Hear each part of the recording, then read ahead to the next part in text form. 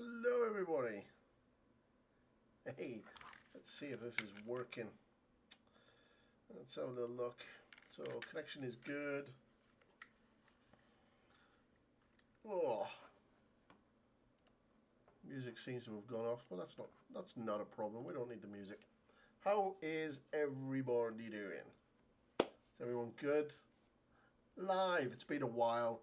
It's been a hot minute since I was last live. So yeah, sorry, just sharing something on social media. But yeah, hopefully everyone is good.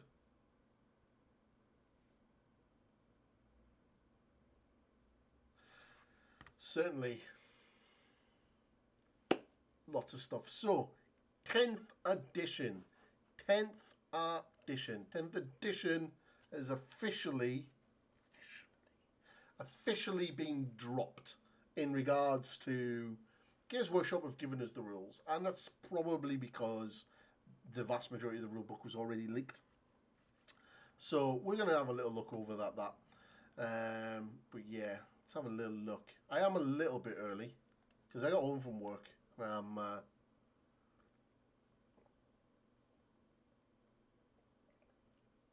It's been a very warm day today, so yeah, bear with me. I apologise if I look a little bit rough. So let's have a little look what we're going to be doing. Screen capture. So we're going to be looking at the rules. The new rules supplied by Games Workshop. Picture of the Emperor. Ooh. Introduction. I always like the introduction pages. So obviously this is the full rule book. What was leaked was about 80% of it. So we've got the full thing now. So we've obviously got confirmation. I'm going to make some videos this weekend on some of the things after I've had a really good read of it, because I've got it on my phone. I'm going to look at my top 5 favourite stratagems.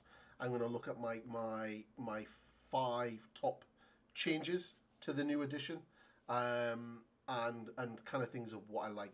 One thing I always like about the new rules is to check out these little things here at the bottom and to see if you can spot anything that's new.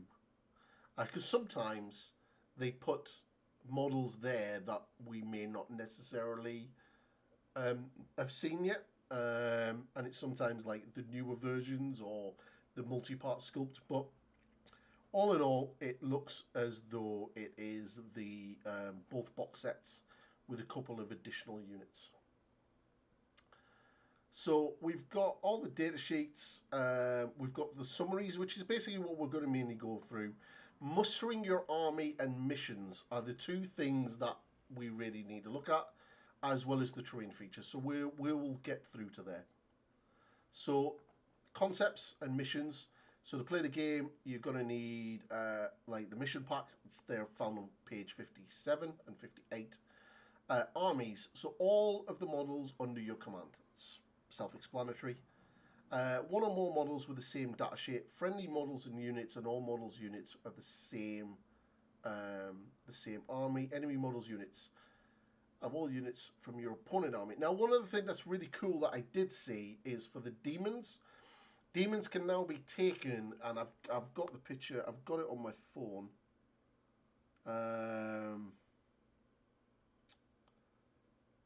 Should have downloaded this, but it's really kind of cool. It's really kind of cool. So demons, basically, for all you World Eater players, you all know that I'm a big fan of the World Eaters. So basically, at a Strike Force game, so a 2,000 point game, you can take 500 points of demons in a World Eaters army. Hopefully, the Angron Red Butchers army is going to have rules when that comes out. So that's going to be really cool. So keywords, coherency. So unit coherency is 2 inches horizontally, side by side, and 5 inches vertically.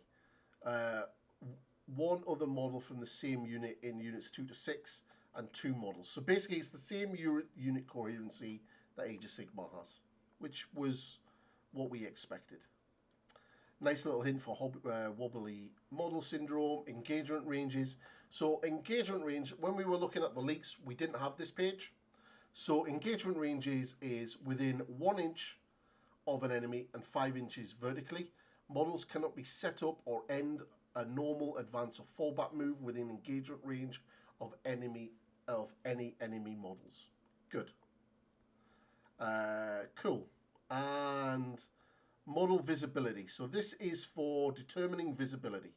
So model visible, that's self-explanatory. Unit is visible because there's 1 model visible. Model fully visible, full unit visible. Okay. Okay. It goes through what a D3 and a D6 is, dice is, sequencing. So this is a rule that a lot of people generally miss when playing Games Workshop games. Games Workshop games are very good at going this, then this, then this, then this happens. So it's really kind of good that they've got this in. So while playing Warhammer 40k, you'll occasionally find that 2 or more rules are to be resolved at the same time. If this occurs during a battle, the players whose turn it is chooses the order. If this occurs before or after the battle, or at the start or the end of the battle round, the players who roll off and the winner decides. Cool. So that's cool. So whoever's turn has got priority takes that. So but this is the structure of the turn. We've already seen this because of the leaks. The command phase, movement phase, shooting phase, charge phase, and the fight phase. No psychic phase, because we now know that psychic is mixed in with the models' profiles now. So the command phase, we went over this in the video. So basically you do command and then you do your battle shock. So command, you get 1 CP, and that's all you get, regardless of any other sources, because that it specifically says that in the rules. And then you do your battle shock, which is roll 2d6, score higher than your leadership value.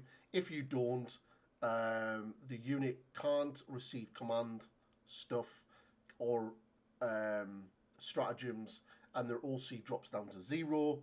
And units must take a desperate escape test if they fall back. And we know a desperate escape test is basically you roll a dice for every model, and if you roll a 1, they take a wound. So starting strength and then below strength, which is really kind of handy. So starting strength obviously is the amount of models or the full amount of wounds. And if you're below half strength, it's basically half. So it starts here. Where is it?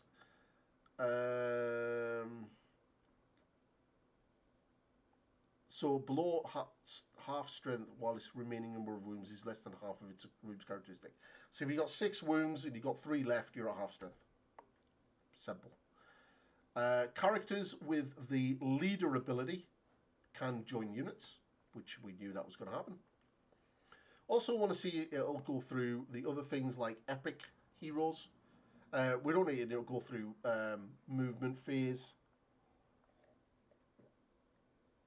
We had the terrain rules in the leak.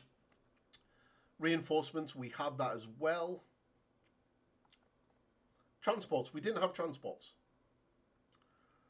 So, transports. So, firing down. Oh no, we did have transports. Yeah, a unit can embark from a friendly transport if all of its models end a normal move, advance or fallback move within 3 inches of that transport. A unit cannot embark and disembark in the same phase. And units that start your movement phase embarked on a transport can disembark this phase, providing the transport does not advance the fallen back. If a unit disembarks before its transport moves, it can move normally. So pretty much as it is now. Kind of goes into how you disembark. Is that actually using the door? So basically it's 3 inches from the middle, from the model.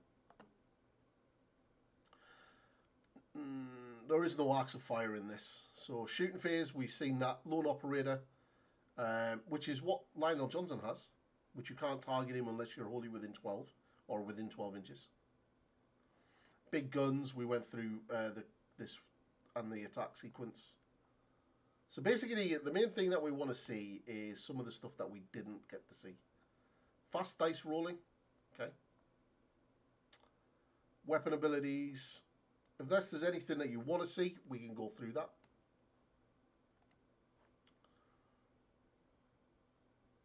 So lethal hits. Weapons with lethal hits in their profile are known as lethal weapons. Each time an attack is made with this weapon, a critical hit automatically wounds the target. Nice. Precision. Nice little artwork for the pictures, for the weapons. Hazardous. Sustained. Each critical hit scores an additional hit on the target.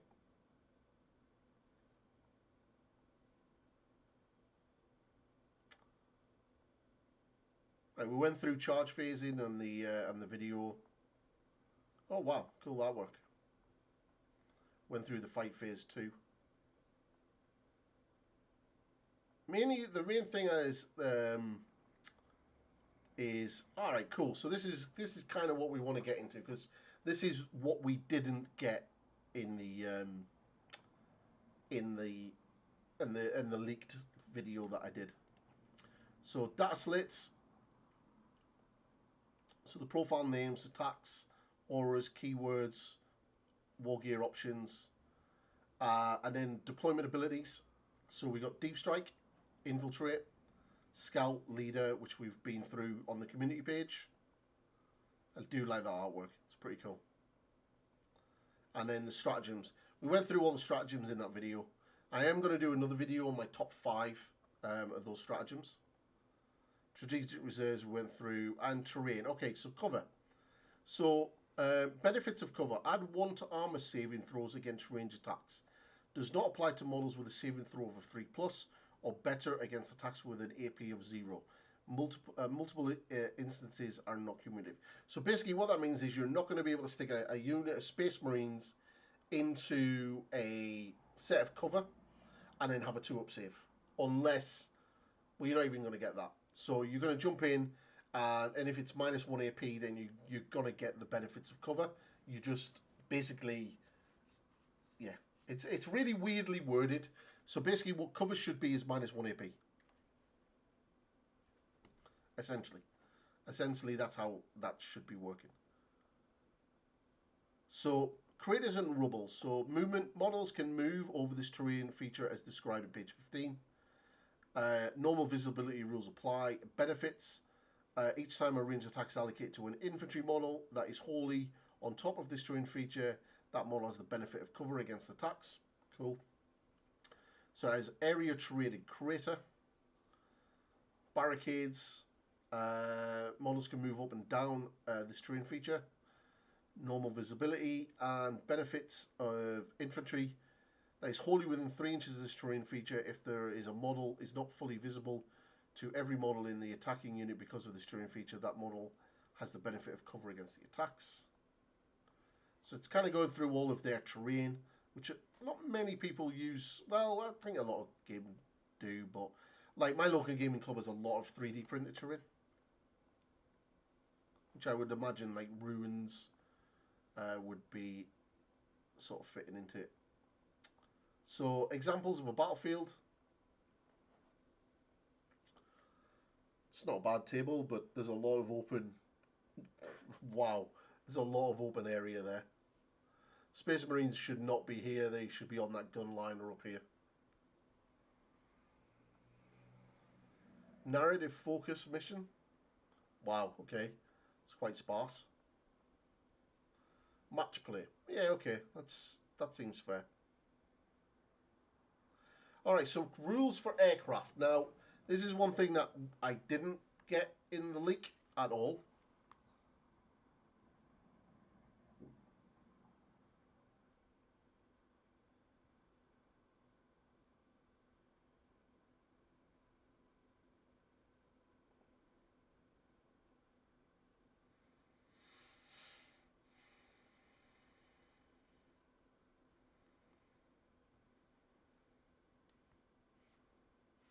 So, we're going to go through that now. So, aircraft, deploying an aircraft. When you are instructed to declare battle formations, aircraft models must start at the battle. Okay, so some aircraft have the hover.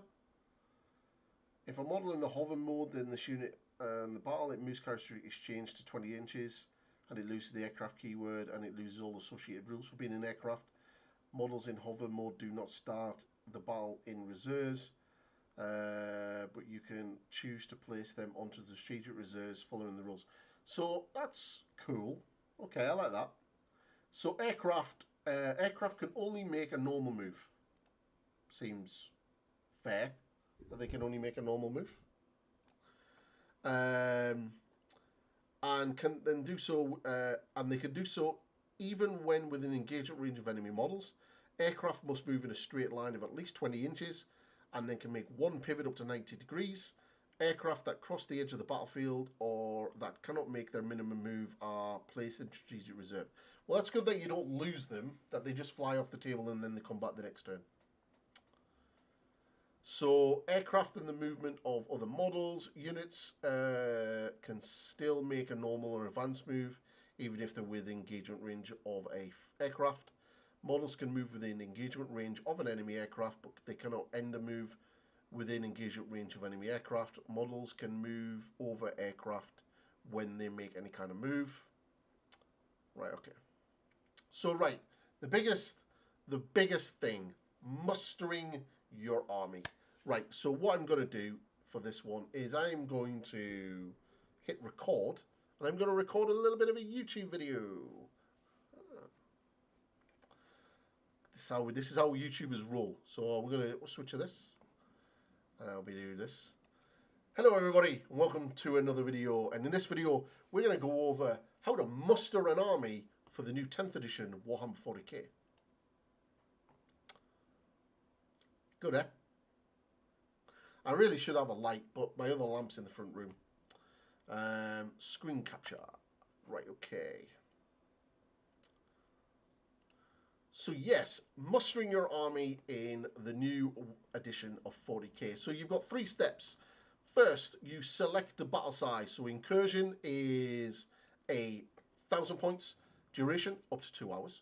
Strike force is 2,000 points, duration up to 3 hours. And onslaught is 3,000 points, duration up to 4 hours. I like the fact that they brought 3,000 point battles back into the game. The details of your army must be recorded on your army roster. This can be written on a piece of paper or recorded using the new Warhammer 40k app, which, to the date of recording this video, they have said absolutely nothing about. Which you can be downloaded an army roster at warhammer.community.com. Then you select your army faction. Note on your army faction roster to be your army faction. Cool. Okay, I fail at reading. It's been a long day at work, everybody. So that's that.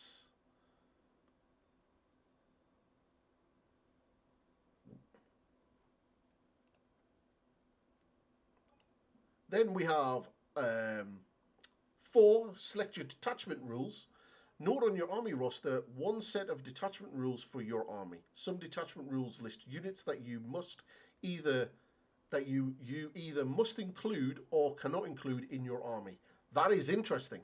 You must follow these all such rules when building your army. I hope we get an example of this. Then you select your units. Select all your units that you want to include in your army. Your army must include at least 1 character, and each time you include a unit in your army, it can take any upgrades, enhancements, or options it has access to. Note on your army roster the number of models in the unit, any weapons, war gear, upgrades, or any enhancements it has, and its points values. Subtract those points values from the total permitted for your battle size. Okay. So looks like we're still going to be paying points for upgrades. You can only include a unit in your army if the unit has the faction keyword you choose for your army in step 3. You have enough points remaining. Your army does not already contain 3 units with the same datasheet name as the unit, or 6 with the same datasheet name as the unit if it is a battle line or a dedicated transport.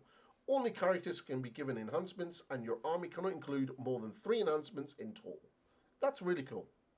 No unit can have more than 1 enhancement, and each enhancement included in your army must be unique. Each epic hero cannot be given any enhancements. Your army cannot include the same epic hero more than once. Every dedicated transport unit from your army must start the battle with at least 1 unit embarked within it, or it cannot be deployed for that battle and will instead be counted as having been destroyed during the first battle round. Wow. And then number 6, select your warlord, which is one of your characters. Wow, that is really, really interesting. That the fact that if you get tactics, battle tactic, your dedicated transport, that you've got to have a unit in deployment. That's interesting. I wonder how that works for things like, well, drop pods you'd have a unit in drop pod in strategic reserve because they deep strike. So that would be kind of interesting. That's pretty cool. So missions. So you muster your army, like we've just gone through on page 55 and 56. You read the mission objectives. Each mission must state what its primary objectives are and all sorts. Okay, so what we're going to do is we're going to start the video there. I'm just going to go through this. Objective markers, only war. Is that it? Oh, wow, okay. I was really hoping that we would get an example.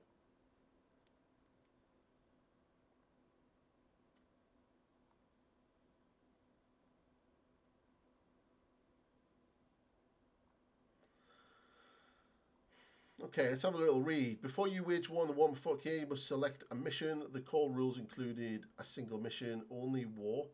That is ideal for getting started. Others, blah, blah, blah.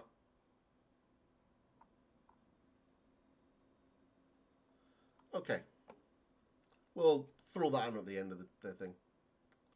So, missions. So, the missions is sort of broken down into 11 steps. So, you muster your army, as we've just done. We read the mission objectives. So, each mission will state its primary objectives are, and may also include one or more special rules. These cover unique situations and abilities that can be used in the battle. Create the battlefield, so you set up your your tabletop.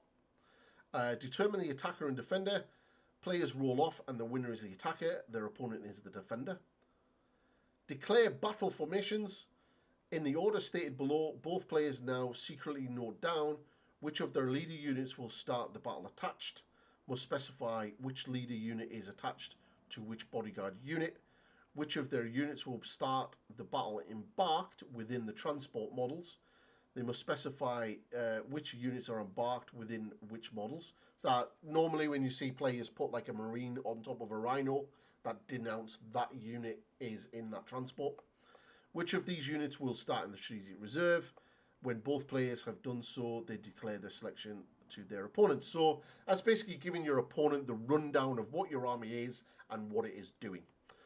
Each mission includes a deployment map that shows where each player can set up and the models in their army, called the deployment zone, and will list any restrictions that apply to setting up. We do have a mission in this free core rules, and we will have a look at it after we've gone through these. Determine the first turn. Each mission will tell you how to determine which player has the first turn. Resolve the pre-battle rules. Players alternately resolve any pre-battle rules units from their armies have, starting with the player who took the first turn, and then you begin the battle. The first battle round begins. The players continue to complete the battle rounds until the battle ends, and then you end the battle. Nothing about strategic reserves. Oh, sorry, not strategic reserves. Seizing the initiative. So we're going to have a little look down now at the mission itself. I like recording videos while live streaming. It's fun. So objectives. A model that is within range of an objective marker of 3 inches. So only 3 inches within. So that's nice little ones. Okay, so here is the mission. So this is the mission that you're going to get in the free with the rules. I imagine that the big rule book that you buy will have lots of stuff in it. Open, narrative, and the match play.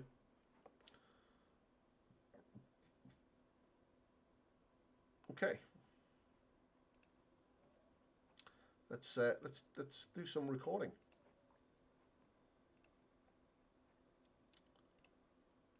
So the mission that you get in the core rulebook is only war.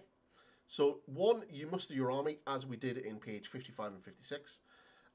Mission objectives, so it's capture and control.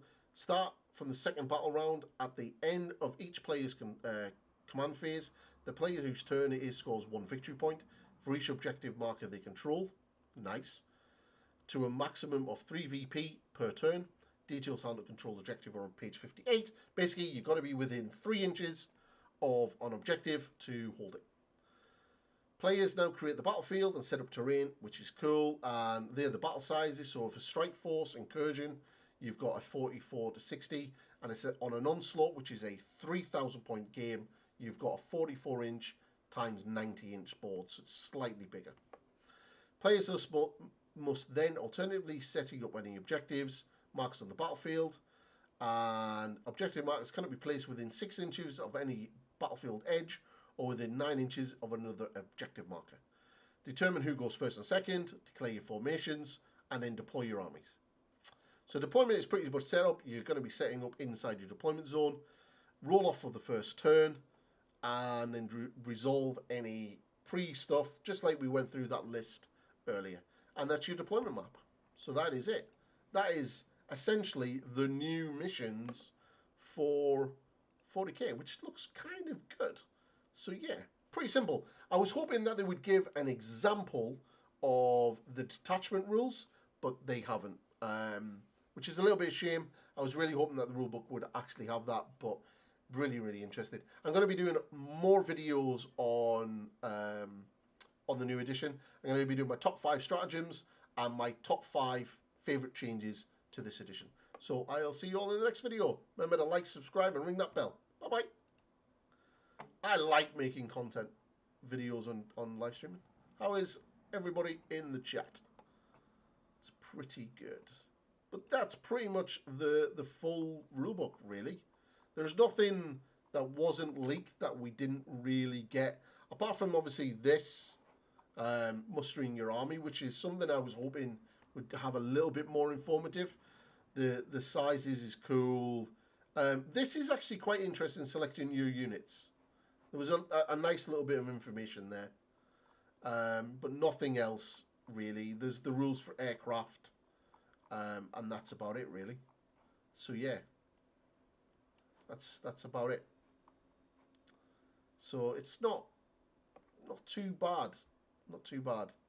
Let me just check the Warhammer community, because we're gonna see if there's any new articles up on for 10th edition, apart from this one. There's the Titans. Okay. You know what? We'll go through this. We'll go over this.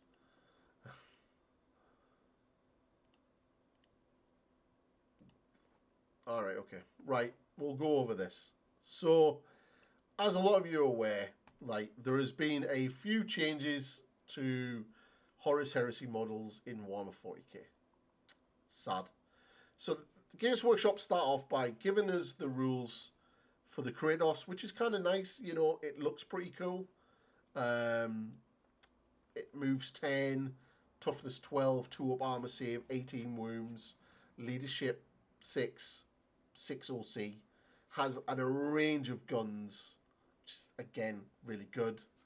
And it's got all of the rules and everything else. But the problem is, we keep scrolling down. We've got a nice picture of it. Yeah, it's really cool. And the different Land Raiders and the Knights and everything else. And then we get this. And then we get this. So this is what's upsetting everybody. So basically, Legends of the Horus Heresy units for use in match and narrative play, but not at competitive. So basically, you cannot take the following units to tournaments: Leviathans, Contemptors, Dreador, Dreadnoughts, Kratos, Sicaran, Spartan, Cerberus, and Typhon tanks. Certain variations of the Land Raider, the Vindicator, and the Whirlwind. Xiphon Interceptors, Fire Raptors, Storm Eagles, and Stormbirds. Legion support weapons, Fellblades, Falcons, and Mastodons. Javelins, Dreadnoughts, and Death Storm drop pods. So I presume that means Dreadnought drop pods.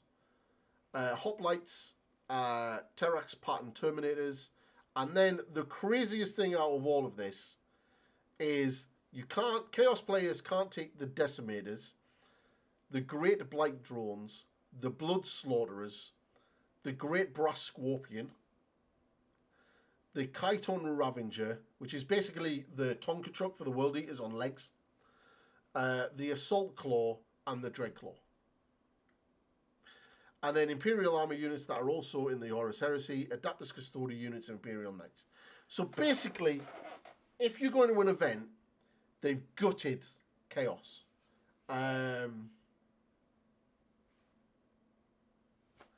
Like, I'm glad I read this, because next month I was planning on buying 2 Contemptor Dreadnoughts for my World Eaters.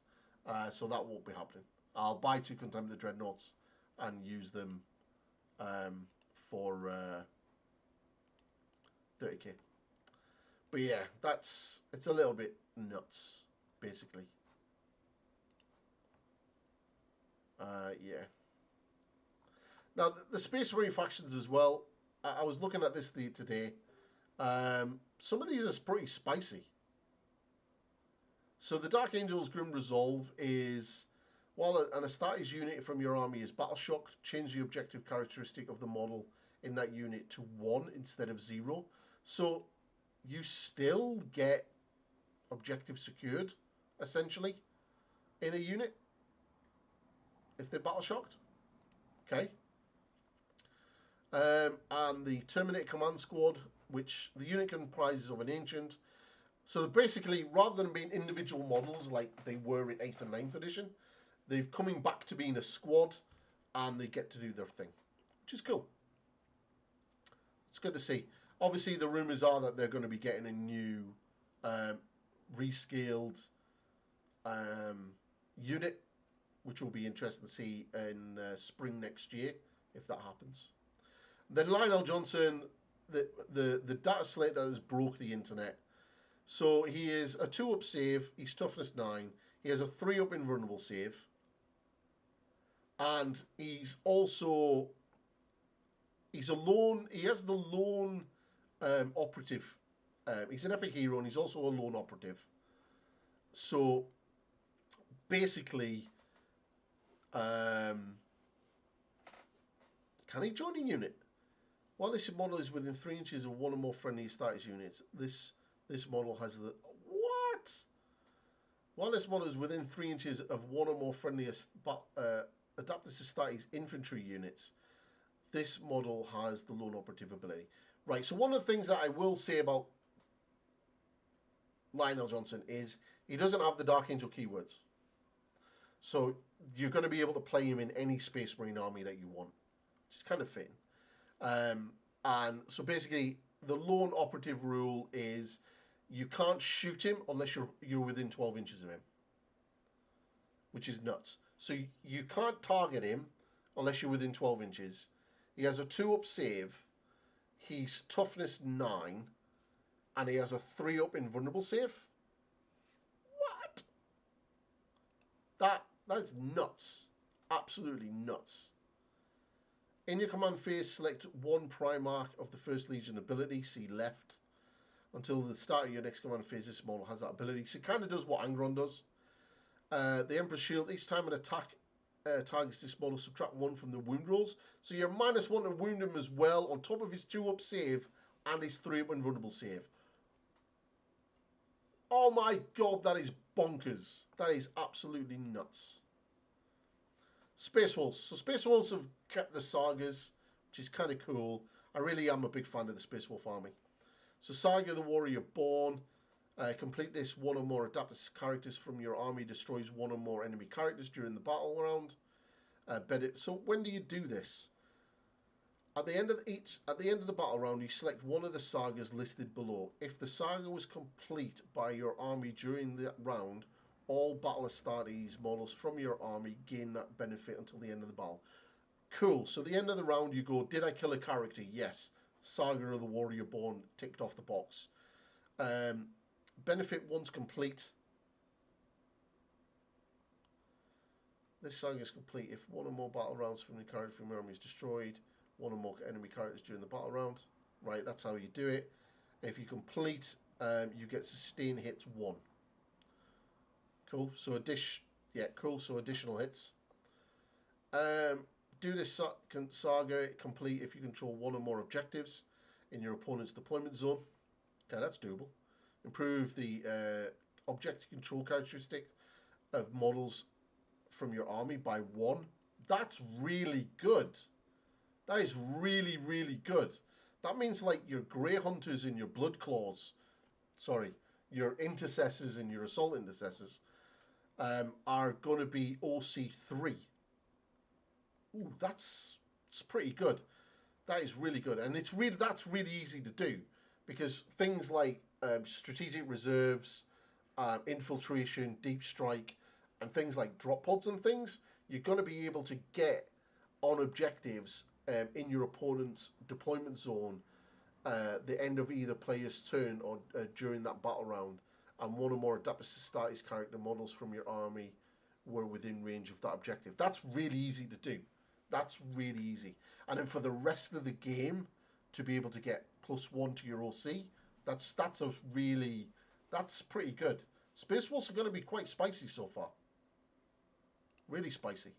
Saga of the Bear. So this saga is complete if one or more adapted Astartes characters from your army were reduced to below half strength of their starting number of wounds during the battle round, but were not destroyed at the end of the battle round. Benefits They gain 6. Wait a minute, I've just noticed something.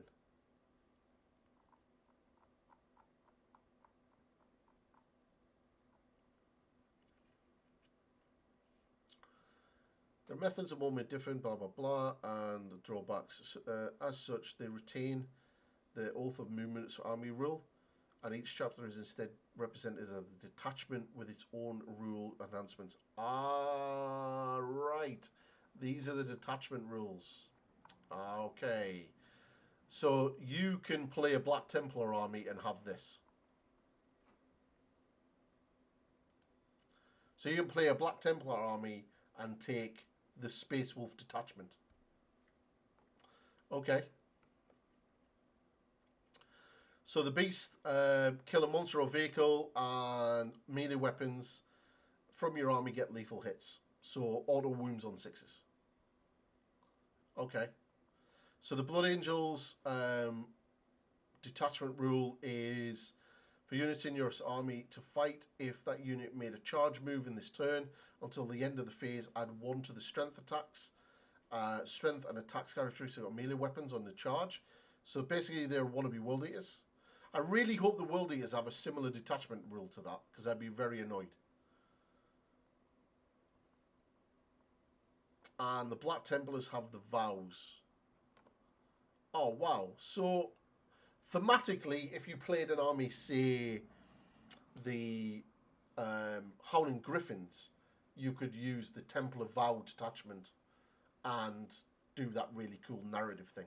So, again, it's pretty standard. So, melee weapons. So, you pick one of them. At the start of your first battle round, select one of the 4 Templar Vows until the end of the battle. So, suffer not the enemy, suffer not the unclean to live. Lethal hits, which is basically on 6s. Black Mountain Wargaming, hello. That's really good. The Space Wolf one's going to be solid. Lethal hits is really, really good. Honor not the Emperor. Feel no pain. So if you're going to be playing Grey Knights or Thousand Suns, you could take the Abhor the Witch. So you get a 4-up invulnerable save against their psychic attacks. And in this unit has anti-psych of 4 abilities, which is really good. And accept any challenger odds, sustain hits. I would say out of the ones that they've shown, the Templar detachment is solid. That's really, really good. Now,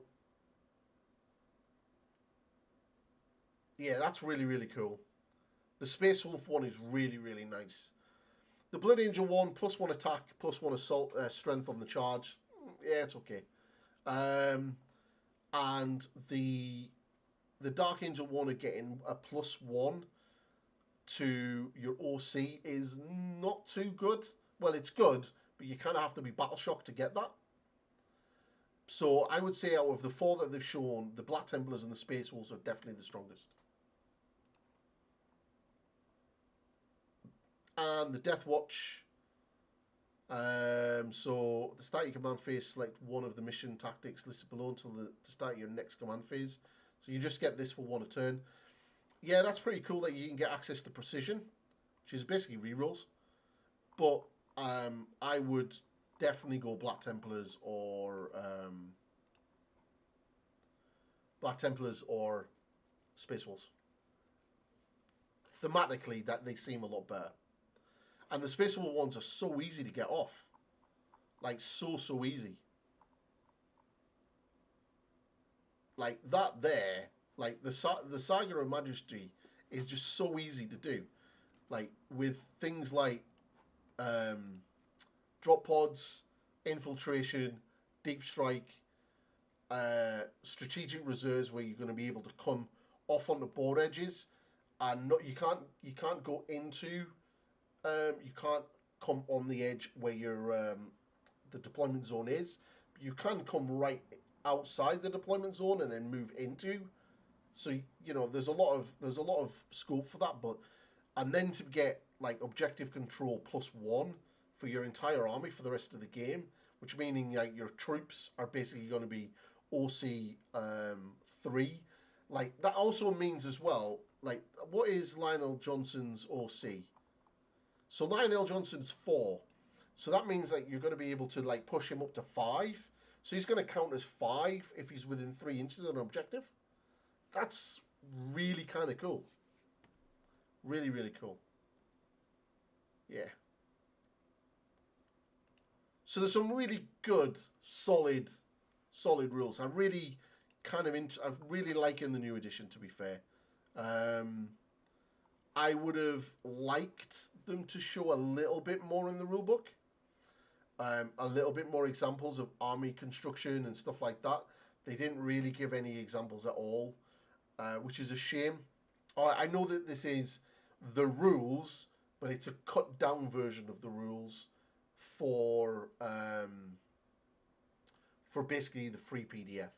Like you can guarantee that when you get your rulebook in a couple of weeks' time, that they'll have, and I'm sure Tom, who's already probably seen the rulebook, because he does stuff over at Strike and Scorpion 82, and we know Luke has the rulebook because he's shared it on Instagram today. I guarantee that Tom's already had a good look at this and has probably seen the additional amount of things that are probably in it. So, yeah, maybe he'll say something. But it's it looks pretty promising as an addition. But like I said, I'm going to make those videos for like my top 5 stratagems, because there's some really, really doozies in there. Like as a quick summary, where's the stratagem page?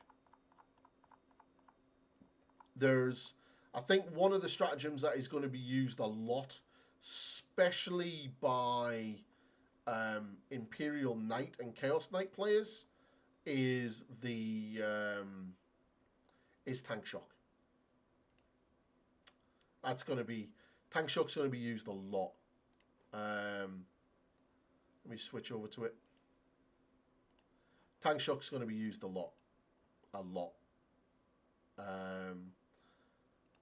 I don't know if we can get, if the Imperial Knights have had the faction focus, because like the way that works, we'll go with the Chaos Knight one. That's that one there.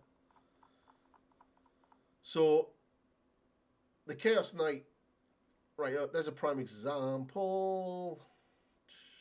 Right, that's 12. No, we'll go to the Imperial Knight. I want to see. Oh no, there's the fist. There it is. There. Right. Okay. So the reason why I think Tank Shock is going to be used a lot, especially by armies like Knight armies or Space Marine armies with dreadnoughts and stuff like that, is so basically during your charge phase, 1 vehicle in your army, pay 1 CP until the end of that phase. After your unit ends a charge move, select 1 enemy unit within engagement range. So within 1 inch, because we've now got that page. We didn't have that page when it was leaked. With engagement range, and select 1 of its melee weapons. So if you're an Imperial Knight player and you've just charged a unit, you're going to pay 1 CP, and then you're going to use your, say it's a Chaos Knight, you're going to use your Warp Strike Talon, which has a strength characteristic of 20,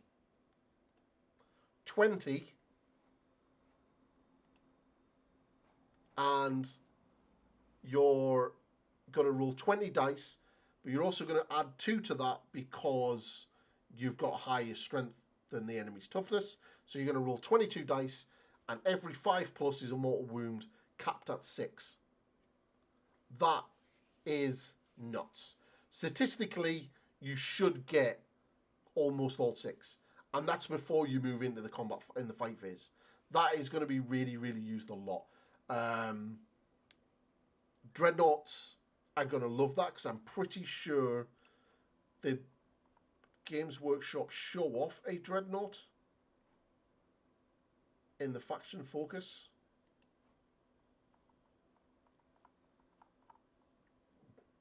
I know they showed off the assault cannon, but did they show off a...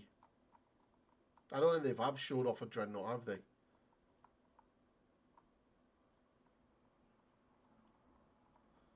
No, let's have a look for what other armies have got really cool close combat.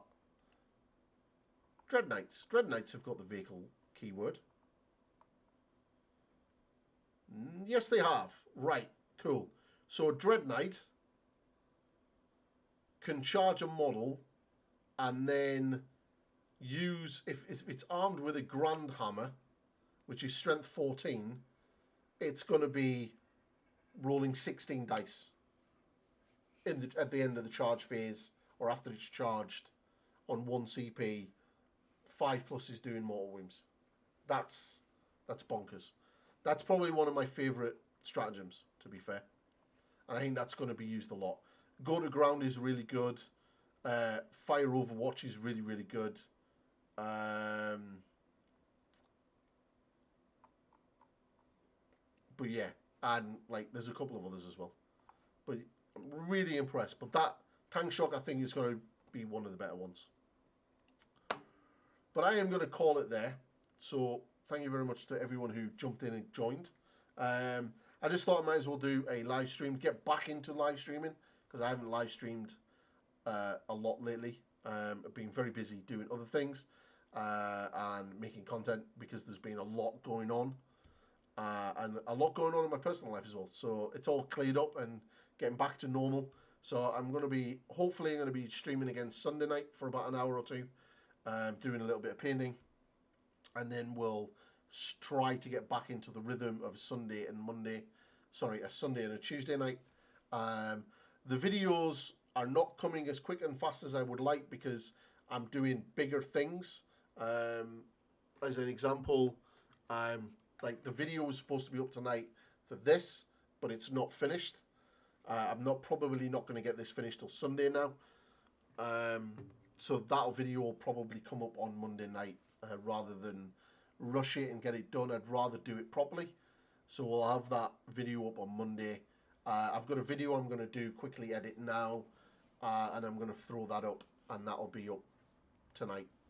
But yeah, it's really good. So I just want to get back in. I've definitely noticed the difference in my hours, because my hours watched and stuff that I'm clocking in since I stopped streaming. So I'm going to get back into streaming. I know the streaming doesn't do massive amounts of watch time, but it does a couple of hours per stream. Some of them do a little bit better than others, and that kind of sort of just generates and it stacks up on top of the videos, and it helps me get there. But out of the 4,000 hours that I need, I'm about to hit halfway, which is not bad in 6 months, basically.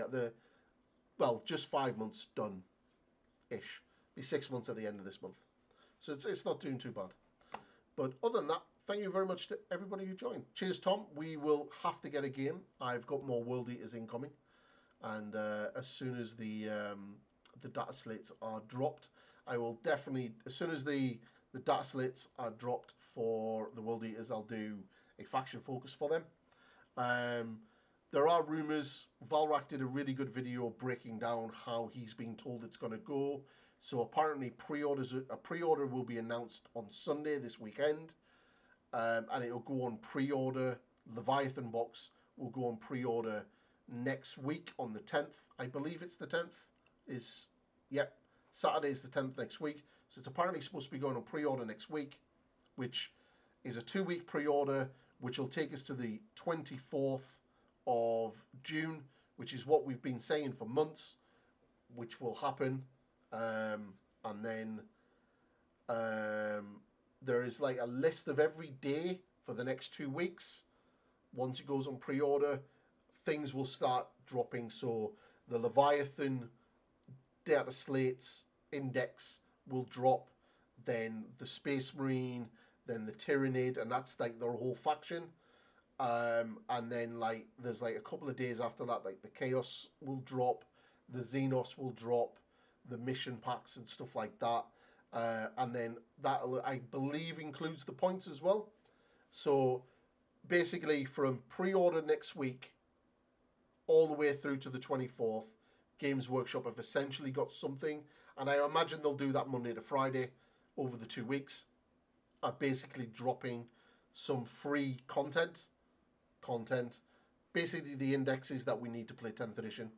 I do strongly advise that if the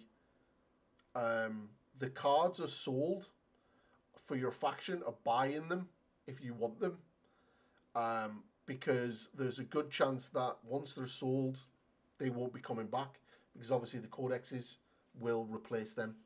But it'll be interesting to see how quickly the codexes come out, bearing in mind that this is a very big refresh, and if it's going to be to the speed as which 8th edition did them. But this is an entirely different topic for a complete video, so I'll probably save that for that, and we'll talk about time frames and speculate on what Games Workshop are potentially going to be doing. But anyway, thank you very much to everybody, and I will catch you all later. So goodbye.